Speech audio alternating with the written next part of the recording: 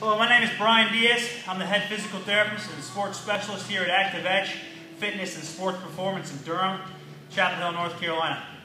And today we're doing a spread for an article we wrote in Endurance Magazine on April 2012 issue. So if you go to endurancemag.com, you can find there in their April 2012, I did an article covering exercises to do when training for a mud run. Mud runs are popping up all over the place, and various distances, more and more seem to pop up. And so one of the main themes though across the board, not just the running, but are the obstacles. And obstacles, although some vary, for the most part you're going to get something you're going to crawl under, like a barbed wire. You'll probably get a wall you have to negotiate, maybe some tires, obviously a mud pit. And then there's other craziness that they had onto it, jumping over fire. I've seen one where they run through live electrical wires. I'm not so sure why, but they do. Anyway, so they're becoming more and more popular. It's another avenue to get people out there and get fit. So, you know, I love it. It gives our community just another place to get out there and get some exercise in. So last year I covered an hour session as well to train for mud runs. And I did all those exercises on the TRX suspension trainer. So if you want to go to Endurance Mag's archives, then you can find that article written in 2011. Has a list of those exercises, and all the exercises are on our YouTube channel / ActivEdge Fit. So these exercises though, we're not going to go on the TRX, even though I love it. We're going to find another avenue. So today we're just going to use body weight, a kettlebell, jump rope, but very limited external equipment needed for this one. Just like with the TRX, we just needed one thing. I like to keep it simple so that everybody can follow from wherever they're at. Obviously, if you've got a kettlebell or a single dumbbell can work in place of the kettlebell, that would be perfect to give you a little bit more resistance. But, you know, not necessary. You can still use just a can or some lightweight, something else along the house. So today we're going to cover 8 different exercises, and we're going to do them in a Tabata-Style. Tabata-Style is a way that's been studied extensively and reproduced many times since the original Tabata study came out, that showed that 20 seconds on and 10 seconds off is the perfect interval for metabolic efficiency and training. So obviously there's various intervals we can do with that. We're going to stick with the original 20 seconds, 10 seconds off. They did it for 8 cycles or 8 different movements. So today we're going to do 8 exercises. We're going to do all those in a row, about 4 minutes of exercises with the rest in between. Okay? So our 8 exercises that we're going to do, we're going to start out with the basic jump rope, or you can just hop in place if you don't have a jump rope. Then we're going to move on to the spider push-ups. The spider push-up is one of my favorite exercises, especially training for mud runs, because it kind of mimics that crawling on your hands position. The hands and feet alternate as you come back and forth into kind of like a Spider-Man type move. It emphasizes the shoulder a little bit more than the chest and triceps. Again, great for negotiating, you know, crawling under barbed wire, up and over a wall obstacle, that kind of thing. Then we're moving on to shuffle jumps. Shuffle jumps, I'm just going to do body weight. You can add dumbbells on either side or kettlebells if you want to. Then we're going to move on to the kettlebell swing. Again, kettlebells, or you can use a single dumbbell and grab on with both hands, or a medicine ball, or whatever else you have that adds a little bit of resistance. We're going to do kettlebell swings. Then we're going to go speed skater side to side. That's an explosive single leg squat movement. Not necessarily for speed. You're loading each leg, getting that good deep squat, getting a good quad, you know, glute, a little bit of slowing eccentrically with the hamstring, that kind of thing. So we're getting a full explosion side to side on the speed skater. Then we're going into single arm kettlebell cross pull to press. Another exercise I love because it gets full body. Starts out with legs, then moves into back and biceps before you finish with the shoulder and triceps. We're going to do all 20 seconds on one side, then we'll switch over and do all 20 seconds on the other side. And then the last and final exercise we're going to finish with is the plank. I see the plank done wrong all the time in the gym. Okay, a lot of times people hold the plank, they say they can hold the plank for 2 to 3 minutes.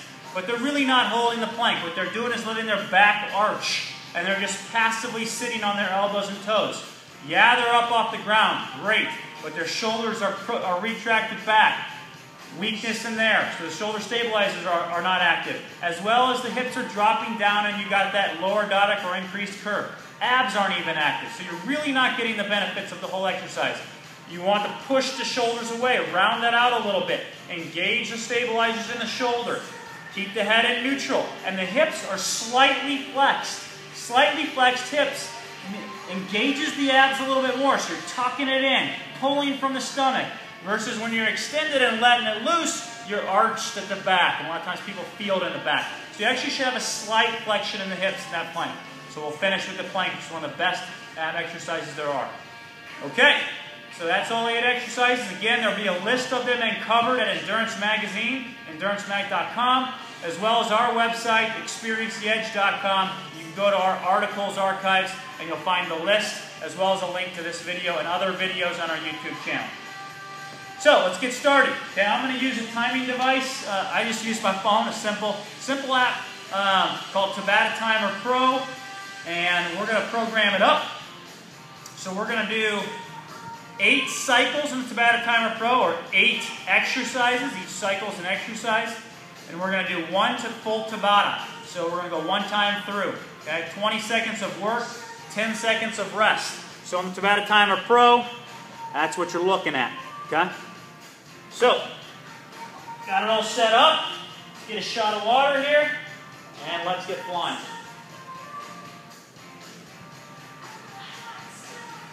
All right. Here we go. Start with jump rope. Or jumping in place. Here we go.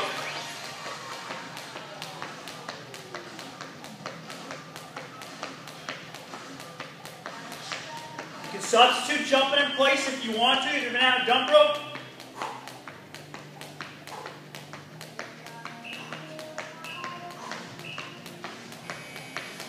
Good. Jump rope down. Next up, spider push-up. Here we go, alternating side to side.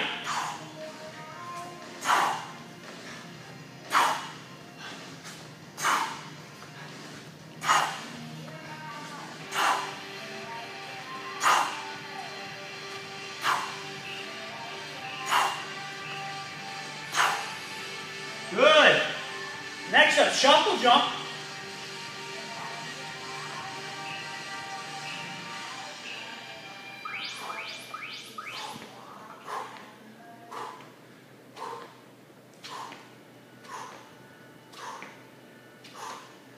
You can add dumbbells if you want to down the sides.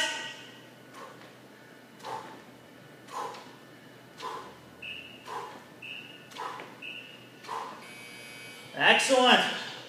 Into kettlebell swings. Again, substitute out with a dumbbell.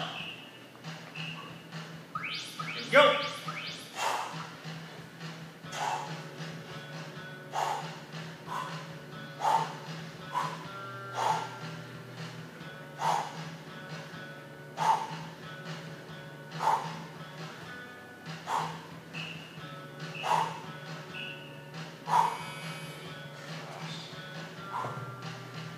Next up, speed skaters.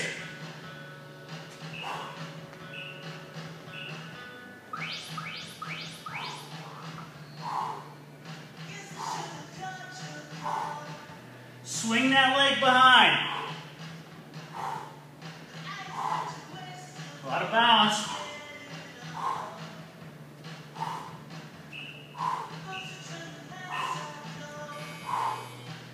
Good. Next up, single arm curl to press. All one side, and then all the other. Legs, back biceps, shoulder tricep.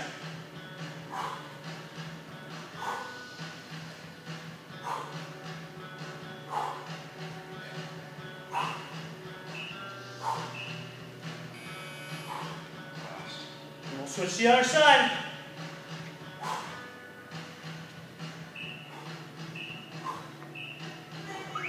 Here we go.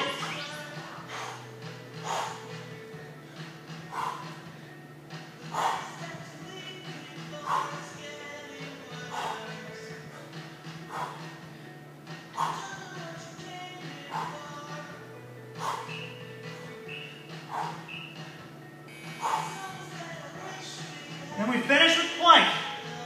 Finish with plank. Come on now.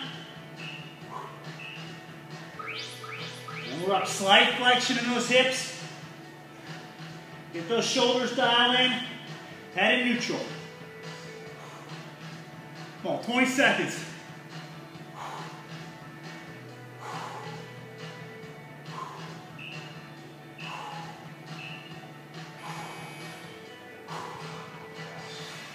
Good. That's it. All 8 exercises right there. Done in succession. One full Tabata. This is where sometimes people allow for a little bit extra rest and they go into multiple Tabatas. 2, 3, 4. But there's one all the way through. Get you some.